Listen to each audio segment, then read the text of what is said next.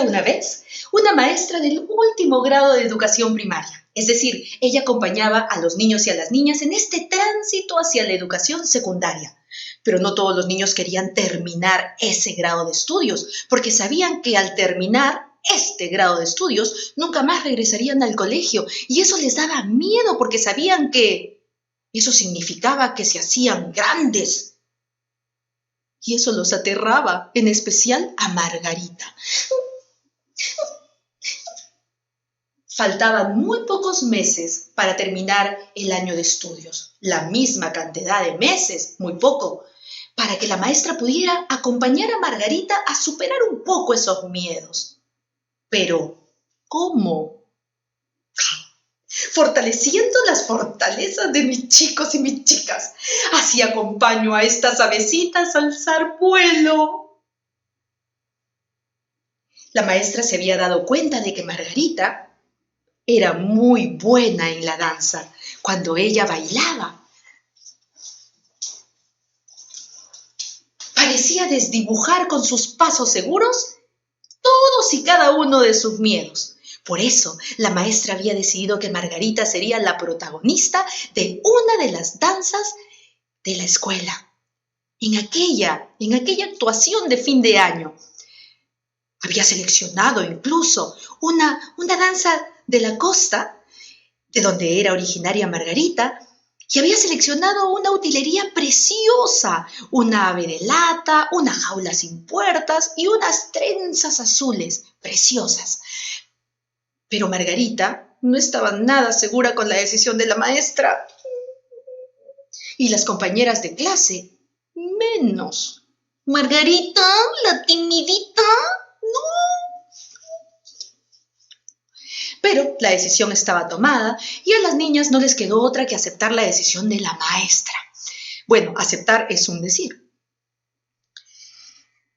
Todos los días que había días de ensayo, la maestra acompañaba a Margarita, como decía, a fortalecer sus fortalezas, al ritmo de la canción que habían escogido.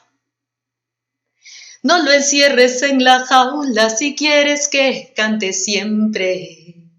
Si quieres que cante siempre, no lo encierres en la jaula. Chilalo no canta en jaula. Su canto es un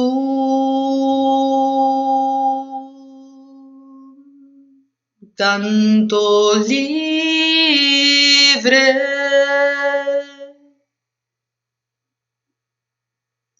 Pasaron las semanas y los meses y llegó el día de la presentación. El auditorio estaba lleno de familiares, amistades y de los estudiantes del colegio. Llegó el turno de Margarita y ella sentía esta fuerza que le venía desde los pies, desdibujando los miedos. Pero esta vez la fuerza le subía hasta la cabeza, irradiando.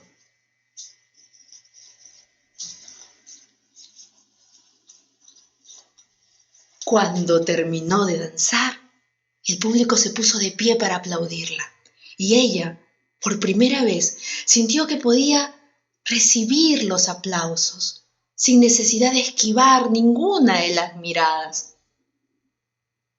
No se había dado cuenta de que todo su cabello se había vuelto mágicamente del mismo color azul de aquellas trenzas. Pasaron los días, los meses, los años, y aquellos niñas y niñas se convirtieron en jóvenes y la maestra no supo de ellos, ni de ellas. Hasta un día en que yendo por el parque de una gran ciudad, le pareció ver a Margarita. Margarita. Era ella, sí. Lo que le pareció un poco extraño a la maestra era que detrás de Margarita había un letrero que decía «Se venden aves» y no había ni una sola ave, solo había un cesto lleno de papeles de colores.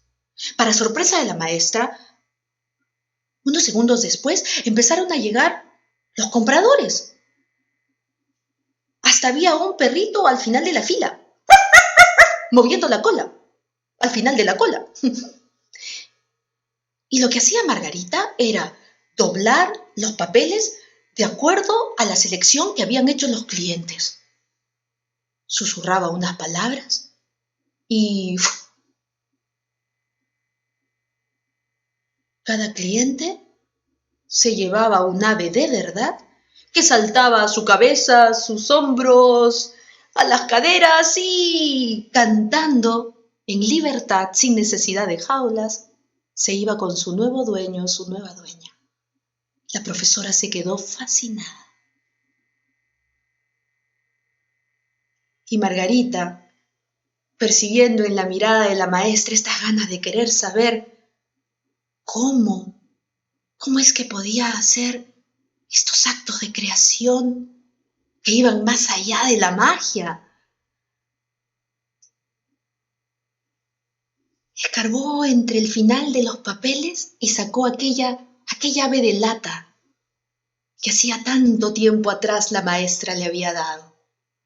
Y le dijo: maestra, siempre esperé por este momento, el momento en que le pudiera devolver esta ave de lata y en que le pudiera agradecer por sus palabras.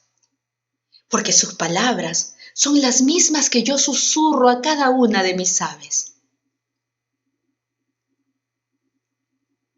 Ánimo, enciende la luz que llevas dentro, ilumina el mundo, vuela.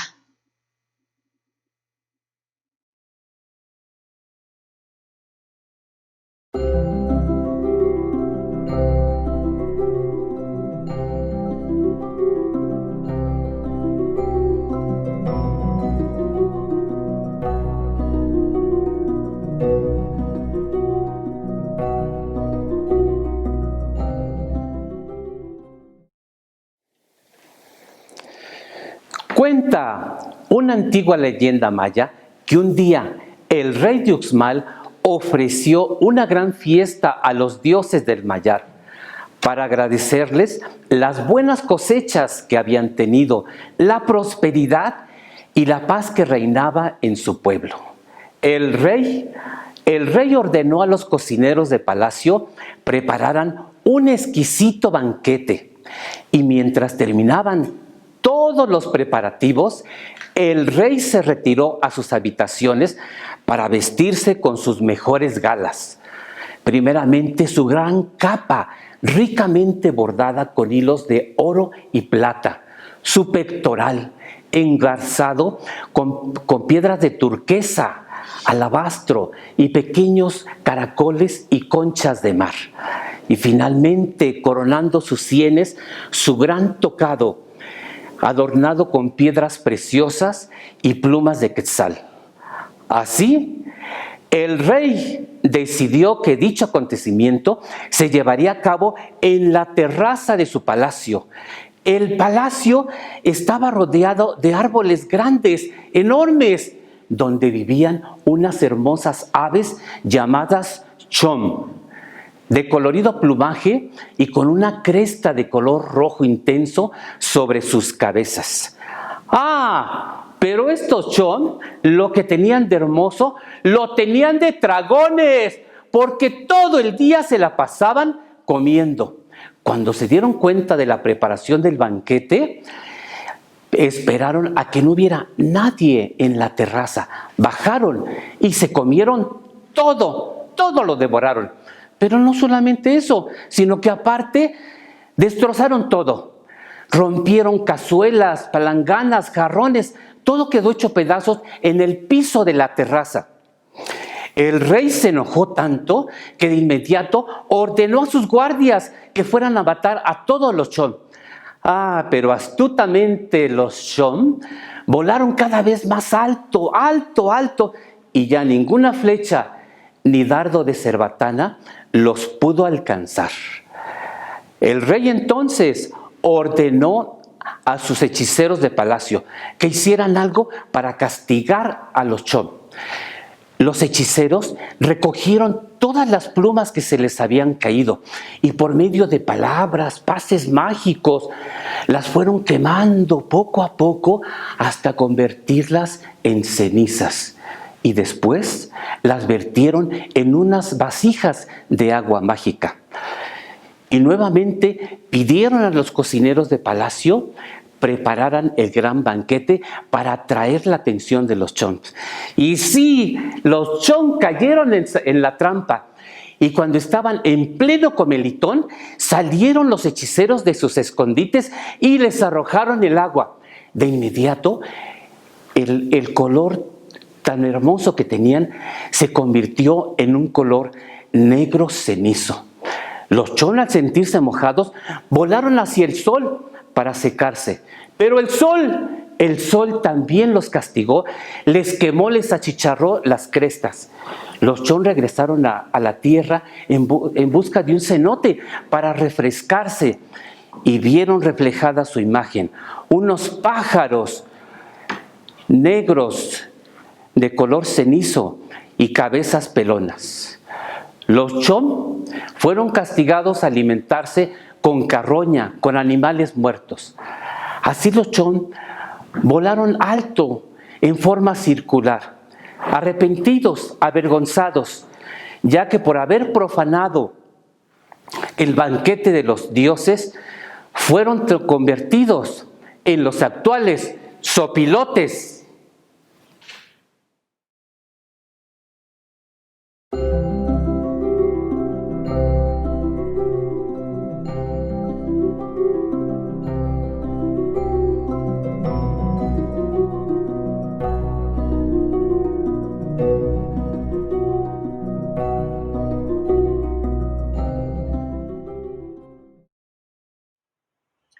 Cuentan que cuando los dioses terminaron de crear la tierra, las montañas, los valles, los lagos, los océanos y lo que en ella habita, toda clase de plantas y animales, el Señor de los Montes mandó llamar a todas las aves y éstas obedecieron. El cielo se adornó con el vuelo de todas ellas, aves grandes y pequeñas de plumaje colorido, unas de vuelo veloz y otras que planeaban suavemente como acariciando las nubes. Fueron llegando una a una. Llegó el pequeño colibrí, la esbelta garza, el elegante cisne. Aquello era una estampa multicolor, pero ninguna emitía ningún sonido. El Señor de los Montes les pidió que se acercaran y formaran una sola fila, ya que las había mandado llamar para asignarles a cada una un canto, un sonido que las distinguiera a unas de otras. Así, el jilguero recibió su dulce trinar, el loro su alegre parloteo, el águila su poderoso canto, pero faltaba un pájaro, el despistado cenzontle que se había entretenido buscando comida. El cenzontle se encontraba persiguiendo una deliciosa y viscosa lombriz cuando se dio cuenta que no había nadie más a su alrededor, no había más aves por ahí cerca. Recordó entonces que el Señor de los Montes los había mandado llamar y rápidamente emprendió el vuelo, pero al llegar la reunión ya había terminado. «¡Espera! ¡Falto yo!», dijo el cenzontle intentando alcanzar al Señor de los Montes. «¿Qué voz me asignarás a mí?». Él le explicó que ya no tenía más voces, todas las había entregado. El cenzontle se sintió muy triste por haber perdido la oportunidad de recibir un canto. El Señor de los Montes, intentando aliviar la pena del cenzontle, pensó de qué manera hacerlo. Pensó y se le ocurrió una fabulosa idea. Le pidió al cenzontle que se acercara, pues le tenía un regalo muy especial. «Como ya no tengo más voces que asignar, todas las entregué. Tú las tendrás todas y cantarás con la que tú elijas cuando lo desees». El cenzontle se sintió muy feliz, no lo podía creer. ¡Qué regalo tan fabuloso! Tener todas las voces. Desde aquel momento, el cenzontle, esa pequeña ave de color gris, anda volando aquí y allá, encontrando las ramas más altas de los árboles para cantar y presumir sus 400 voces.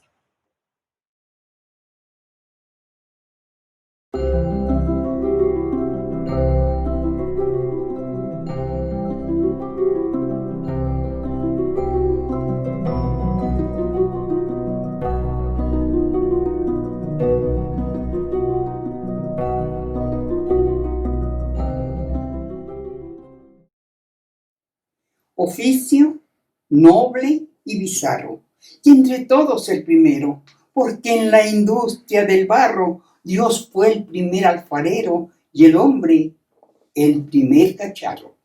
Esa leyenda fue lo primero que llamó la atención de Julio al llegar al restaurante de la Juana, en aquella ciudad poblana, Zacatlán de las Manzanas, el cual contaba con 6 redondas mesas, a manteles a cuadros blancos y rojos, y sobre cada mesa un jarrito de barro rebosante de geranios.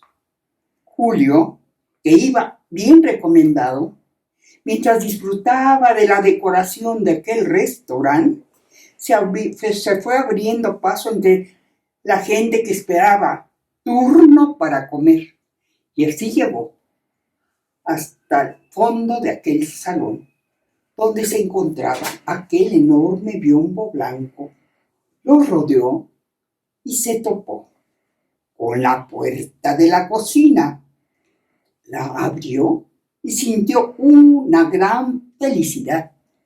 Desde ahí podía admirar la enorme cocina brillando de limpia y la vajilla de cerámica de Talavera haciendo juego con aquella pared donde se recargaba el fogón, y la larga mesa con su mantel blanquecino, donde las manos regordetas de la Juana iban sacando antojitos de encima de las hornillas para colocarlos sobre aquella mesa, donde ya se encontraba la cazuela con guasotes, pequeños arbolitos capeados y sumergidos en salsa colorada, y la gran charola rebosante de chiles en nogada, decorados con rojas perlas el fruto de la granada. Y no podía faltar la enorme cazuela de barro con mole de guajolote, salpicado con ajonjolí tostado, hecho a la antigüita y molido en metate. Después de aquella sinfonía multicolor, a Julio le llegó el clímax, cuando la cara rozagante de luna llena de la Juana volteó hacia él con una amplia sonrisa, y avanzando, lo condujo al rinconcito privado para invitados especiales, recomendándole que disfrutara de un chile en nogada, ya que aquel platillo solo era de temporada. Él de inmediato aceptó y disfrutó aquel delicioso platillo, acompañado con un vaso de sidra helada. El hombre, desde donde estaba sentado, no se perdía detalle de lo que pasaba en aquel restaurante, sobre todo de los movimientos de aquella mujer, para la que su cocina era como una iglesia y el cocinar como un rito. Después de terminar de comer, el hombre se fue hacia aquella mujer para darle las gracias, y tomando aquella mano que se extendía entre las suyas, la miró intensamente a los ojos y le prometió regresar. Y Julio regresó a conquistar a la Juana, la dueña del restaurante.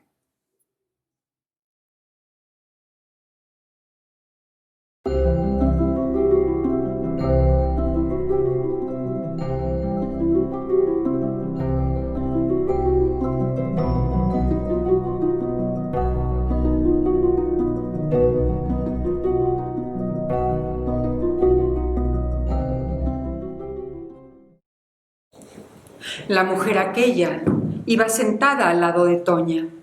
Su vestido era entallado, corto y con un profundo escote en la espalda. Se paró con aires de princesa y, caminando con un meneo cadencioso, llegó hasta las puertas del vagón. Cuando éstas se abrieron, taconeó por el andén, seguida de todas las miradas, y la envidia de Toña más rastrera. Cuando Toña llegó a su casa, lo primero que hizo fue mirarse en el espejo, y en ese momento entendió por qué ella pasaba desapercibida.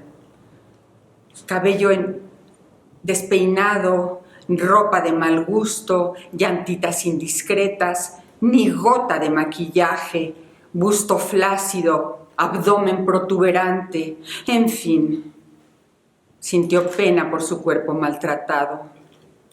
Pero en ese momento le prometió que sin importar sacrificio alguno, en 2 meses, en solo 2 meses, la mirada de todos los hombres se posarían sobre él. Lo primero que hizo a la mañana siguiente fue llegar al gimnasio e inscribirse en los aeróbicos. Al ritmo de la música, pegó de brincos, jadeó, sudó como caballo, hasta que llegó el día. Y ese día estaba radiante. Su cabello largo y ondulado caía sobre su espalda. Su maquillaje era perfecto, impecable, con enormes pestañas postizas y labios de rojo carmesí.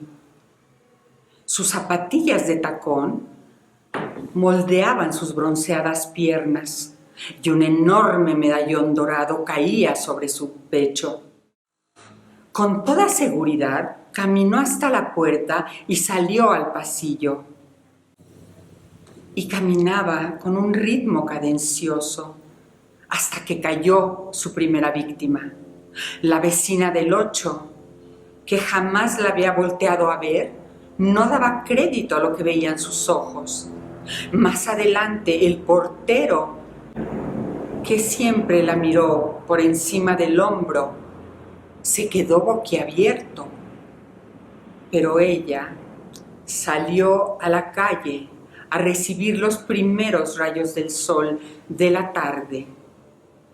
Mientras caminaba, sentía las miradas de todo el mundo sobre su espalda y se envanecía. Aún no había llegado a la esquina cuando se escuchó el chirriar de unos frenos y el golpe.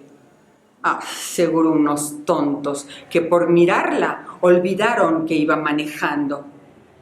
Es increíble lo que puede lograr una mujer a media calle, completamente desnuda.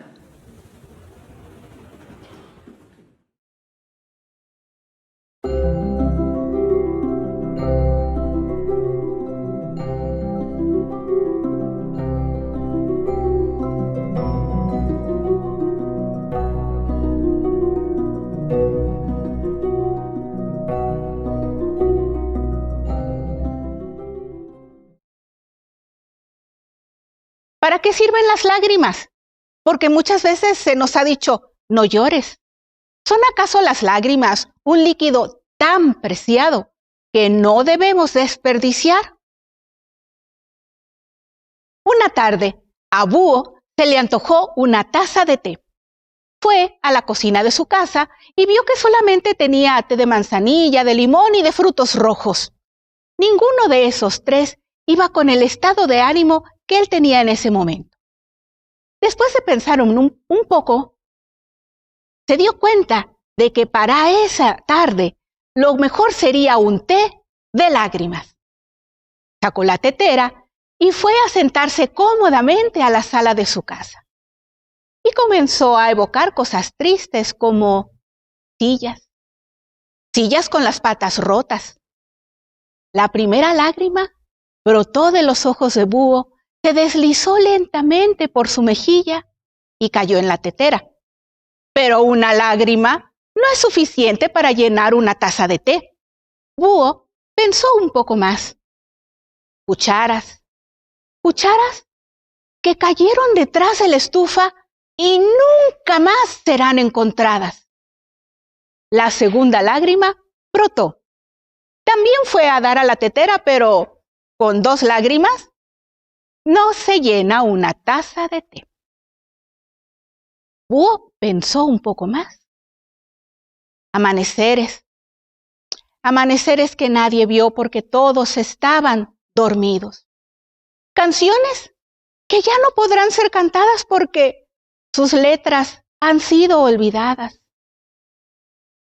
Búho lloró y lloró, pero aún no reunía la cantidad suficiente para su taza de té. Entonces, Búho pensó en aquellos sillones, en aquellos lugares a la mesa que ahora están vacíos. Ensalada de brócoli. Ensalada de brócoli sola en el plato porque nadie se la quiso comer. Ahora sí, la tetera estaba llena. Búho regresó a la cocina, preparó el té. Lo sirvió, regresó a la sala y bebió el primer sorbo. Y aunque le supo salado, lo disfrutó mucho porque el té de lágrimas siempre cae muy bien.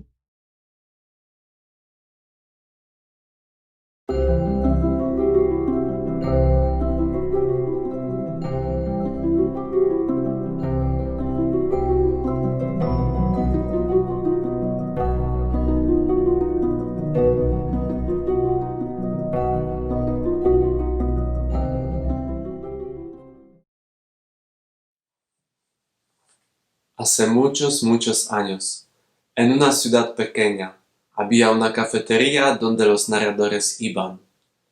Los narradores entre ellos son muy diferentes. Algunos son silenciosos. Otros hablan muchísimo. También eligen diferentes historias para contar. Uno de los narradores en esta ciudad le encantaba hablar y siempre tenía algo interesante para contar. Este narrador un día estaba sentado sobre la mesa con sus compañeros y uno de ellos dijo: «Oye, cabrón, tú puedes hablar mucho, pero no puedes contar tus historias infinitamente». Y el narrador dijo: «Claro que puedo». «No, no puedes y puedo apostar que no». «Claro que puedo». Y más tarde vino el alcalde de esta ciudad. Se paró frente del narrador y le dio la mano. Y hicieron una apuesta, que el narrador contaría sus historias infinitamente. Mucha gente fue a esta cafetería para ver y escuchar qué va a pasar. Y el narrador empezó a contar. Y contó y contó y contó. Contó sobre la creación del mundo, sobre la formación del sol y la luna, de dónde proviene el brillo de las estrellas, cómo crecieron las primeras plantas y cómo sonó todo esto. La gente lo escuchó y era así por toda la noche. El narrador contó y contó y contó al día siguiente y la gente lo escuchó y otra noche también. Pero el segundo día, la gente necesitaba regresar a su cotidianidad. Necesitaba ir a la escuela, a trabajar, a cumplir sus deberes. Y el narrador contó y contó y contó, y la apuesta seguía. Entonces se colocó la guardia de 3 personas para ver y escuchar el narrador, si va a romper su historia o hacer una pausa o no. Y él contó y contó y contó, y cuanto más contaba, más poder ganaba. Y contó así por días, semanas, meses, años. El dueño de la cafetería se arruinó porque nadie venía aquí, porque no se podía hacer ruido ni hablar para no romper la historia. Entonces el dueño de la cafetería cerró su negocio pero no podía cerrar la puerta para no romper la apuesta. Y el narrador contó y contó y contó, y cuanto más contaba, más poder ganaba. Y cuando tuvo sed, contó sobre el murmullo de la agua fresca en el río. Cuando tuvo hambre, contó sobre las fiestas en el palacio del sultán. Y cuando tuvo sueño, contó sobre los dragones durmiendo sobre sus tesoros. Y él contó y contó y contó, y cuanto más contaba, más poder ganaba. La guardia se cambiaba cada día, pero la gente guardiando este narrador se envejeció. Entonces pasó esta guardia a sus hijos, y ellos a suyos, y ellos a suyos, y cuando la séptima generación estaba guardiando este narrador, la gente pensó, es un absurdo esta apuesta. ¿Cómo se puede revisar si el narrador contaría sus historias infinitamente? Y el narrador contó y contó y contó, y cuanto más contaba, más poder ganaba. Y hoy, después de muchos, muchos años, nadie sabe cómo es. Si somos nosotros quienes estamos contando sobre él, o es él quien está contando sobre nosotros.